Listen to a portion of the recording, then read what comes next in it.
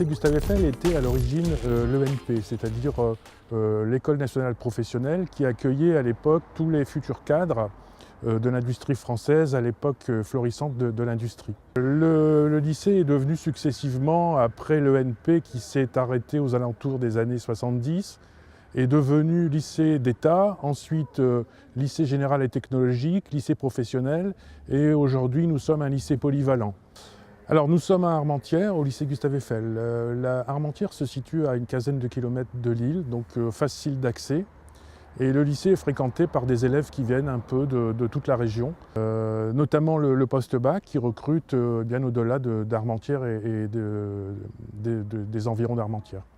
Le lycée accueille environ 1200 élèves, des élèves qui sont accueillis de la classe de seconde à la classe de terminale et au-delà, puisqu'on a un post-bac relativement important.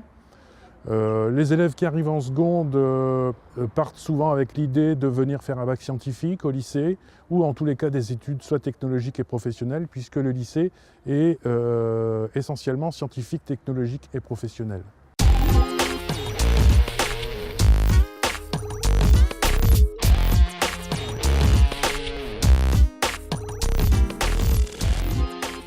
On a coutume de dire que le lycée Eiffel est certainement un des plus beaux lycées de l'académie. L'architecte qui a fait la réhabilitation dans les années 2000 a vraiment su préserver le cachet et l'âme du lycée. Il s'étale sur plus de 8 hectares, donc c'est un établissement qui est effectivement assez atypique, notamment dans sa superficie, mais aussi dans son architecture. Le nom de Gustave Eiffel a été donné dans les années 2000 à la suite d'un sondage auprès d'un certain nombre de personnes.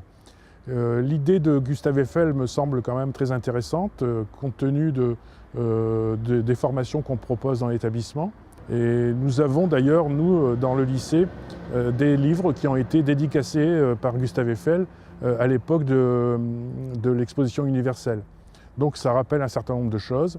Il avait été aussi évoqué le nom de Ningesser, puisque Ningesser a été élève au lycée Eiffel. Mais finalement, la décision a été prise d'appeler le lycée Gustave Eiffel. Le lycée scientifique propose évidemment des séries scientifiques avec les deux options, l'option SVT pour le bac S et l'option sciences de l'ingénieur. La série technologique propose les 4 options habituelles, architecture AC, architecture et construction, SIN, E-Tech et énergie-environnement. Et puis les STL également, sciences et techniques de laboratoire. Et puis la section professionnelle, 3 bacs pro, électronique, électrotechnique et technicien d'usinage. Nous proposons également le bac pro fonderie en apprentissage. Au-delà du baccalauréat, nous proposons également des BTS, évidemment. Des BTS du secteur de l'industrie et de la production, et puis du secteur des laboratoires et de la production. Donc ATI, assistant technique d'ingénieur, CPI, conception de produits industriels, fonderie également, l'ex-BTS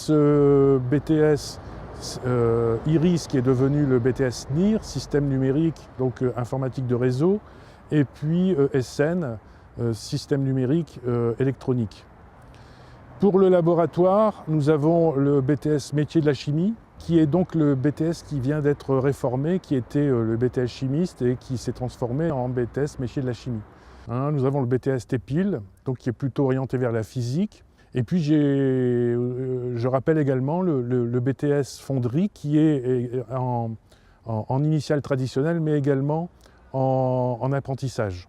Bon, c'est un BTS qui est un petit peu le fer de lance, je dirais, de l'établissement, parce que dès l'ouverture du lycée, enfin à l'époque de l'École nationale professionnelle, la fonderie et la forge étaient des formations très, très demandées. Aujourd'hui, on garde un pôle technique, un plateau technique en fonderie quand même de très haut niveau. On a d'ailleurs même une plateforme expérimentale, puisqu'on a des entreprises qui viennent travailler avec nous sur des produits très, très spécifiques, des expériences qu'ils ne peuvent pas faire dans leur entreprise, sous peine de devoir arrêter la production. La fonderie, c'est une corporation qui est très soudée. si j'ose dire. Les gens se connaissent, les gens continuent à avoir des relations bien au-delà des formations. Et d'ailleurs, aujourd'hui, on retrouve parmi les chefs d'entreprise ou les directeurs d'entreprise qui ont comme production la fonderie, on retrouve souvent des anciens élèves.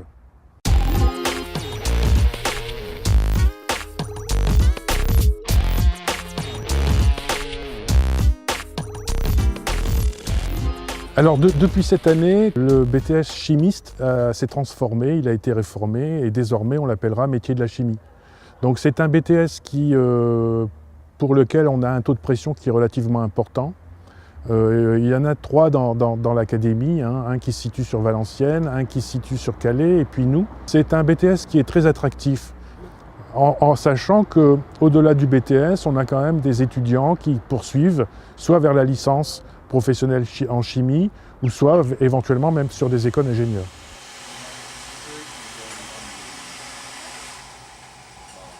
Le BTS métier de la chimie est un BTS qui se fait donc en 2 ans. Les étudiants donc, vont travailler avec 3 modules principaux. Donc, le module analyse, un module synthèse et un module formulation.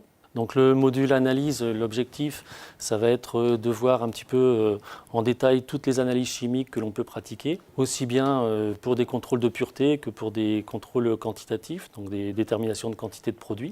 Dans le module synthèse, l'objectif, c'est d'étudier les réactions chimiques, et puis donc en TP, de pratiquer la synthèse de composés chimiques, qui peuvent être dans le domaine agroalimentaire, pharmaceutique, cosmétologique, etc.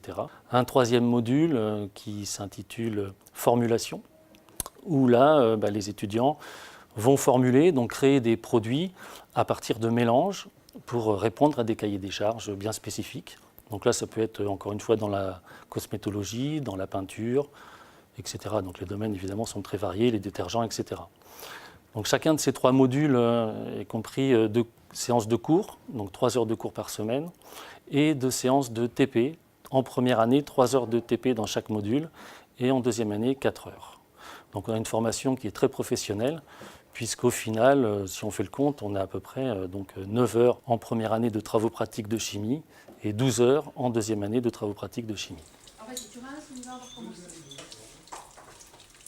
Alors, les travaux pratiques sont extrêmement importants puisque le métier de chimiste est essentiellement de manipuler. Donc bien sûr les manipulations sont importantes. Il faut que les étudiants acquièrent une certaine dextérité, une certaine autonomie, des gestes précis. Ils travaillent, il ne faut pas l'oublier, avec du matériel fragile qui est souvent de la verrerie, notamment en laboratoire, avec des produits chimiques qui sont à risque. Donc il y a des consignes de sécurité strictes à acquérir. Et donc au cours de ces 2 années, les TP sont là pour faciliter donc effectivement le travail dans ces laboratoires. Donc nous sommes ici dans le hall de migrants. C'est tout simplement un atelier de chimie industrielle. La chimie industrielle, c'est la chimie qu'on va pratiquer dans des usines chimiques pour fabriquer un certain nombre de produits chimiques qui vont être utilisés par la suite, soit par d'autres industriels, soit par tout le monde. Le hall de migrants, pourquoi? Parce que c'est une étape intermédiaire, donc c'est le passage entre le laboratoire où on fait de toutes petites manipulations sur une paillasse et c'est quelque chose d'intermédiaire par rapport aux installations industrielles qu'on va trouver dans des usines chimiques. Là, la pression va monter, donc continuer à serrer. Si on prend le travail de paillasse dans un laboratoire de chimie, donc ce sera une échelle de quelques grammes. Là, on va travailler à l'échelle de quelques kilogrammes. Et donc un industriel, donc ce seront plutôt des tonnes ou des centaines de tonnes qui vont être fabriquées.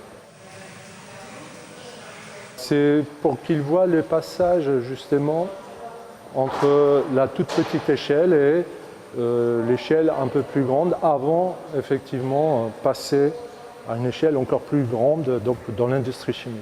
Ça sert justement à les préparer à leur future vie active en entreprise. C'est un BTS métier de la chimie, donc il faut quand même avoir envie de faire de la chimie. Dans l'enseignement, il y a en gros 20 heures de chimie par semaine sur un total de 30 heures. Donc déjà, première chose, c'est aimer la chimie. Ensuite, avoir envie de manipuler, travailler en laboratoire éventuellement, parce que c'est quand même un travail de manipulation essentiellement.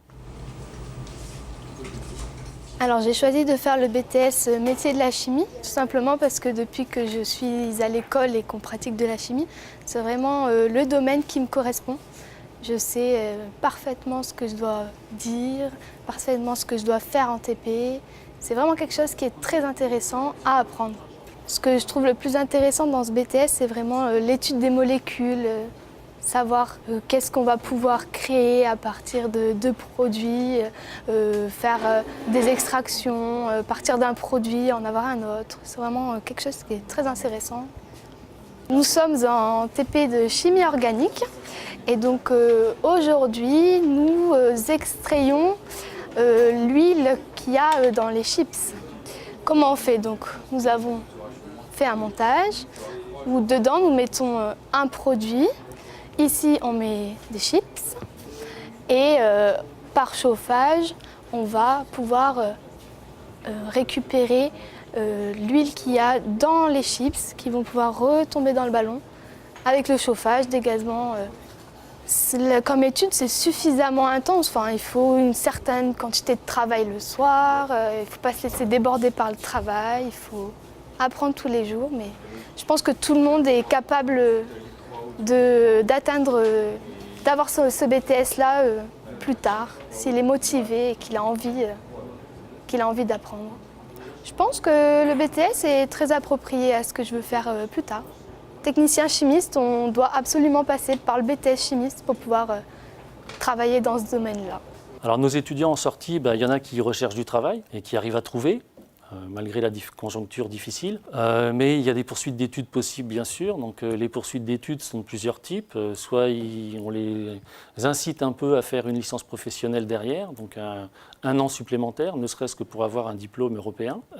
Ils peuvent intégrer une licence plus générale pour faire un master, voire un doctorat. Et puis ça arrive, les meilleurs peuvent intégrer à nouveau une école d'ingénieur. Donc la poursuite d'études est possible et comme c'est un diplôme professionnel, ils peuvent accéder directement au monde du travail.